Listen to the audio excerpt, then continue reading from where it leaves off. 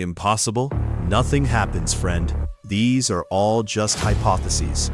And today, I can tell you with great honesty, and based on 12 years of experience, there is no word like impossible. A man can never reach the moon. Earth is the maximum limit of science. That's what Dr. Lee DeForest, a truly great scientist, passed in a statement back in 1955. He said it is impossible for a human being to cross the Earth's globe. But no one listened to this. In 1969, a man reached the moon carrying his bag. And after that, the space journey became something else.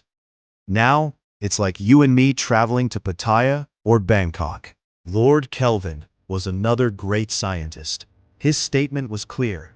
Just like birds can fly, it is impossible to fly a machine which is heavier than air.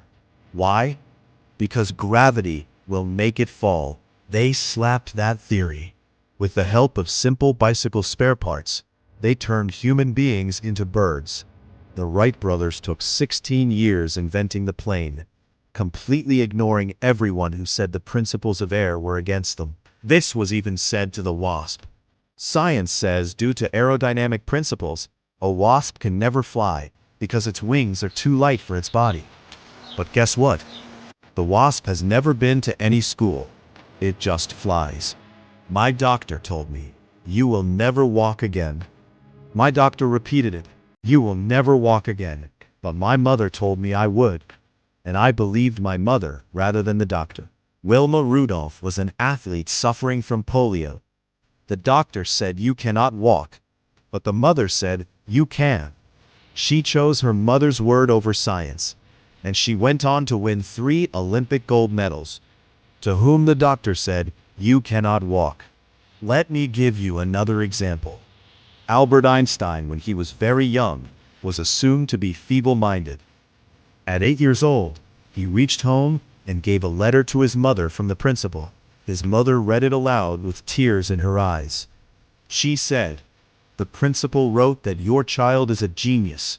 He has great power and our school is not capable of managing his brilliance. Teach him at home." So she did. Einstein became a legendary scientist. Years later, after his mother passed, he was shifting his home and found a folded white paper covered in dust in a drawer. He opened it, reading it desperately, and he started crying. The letter actually read, "Your child is feeble-minded. He is not capable for our school. Don't send him here anymore." His mother had read it completely wrong to him, just to make sure he never believed in the word impossible. Friends, never ever listen to anyone. Never ever believe anybody who tells you that you cannot do it. If they say you can't, slap them with your results and say, "You cannot do it, but we will." Drop a comment below.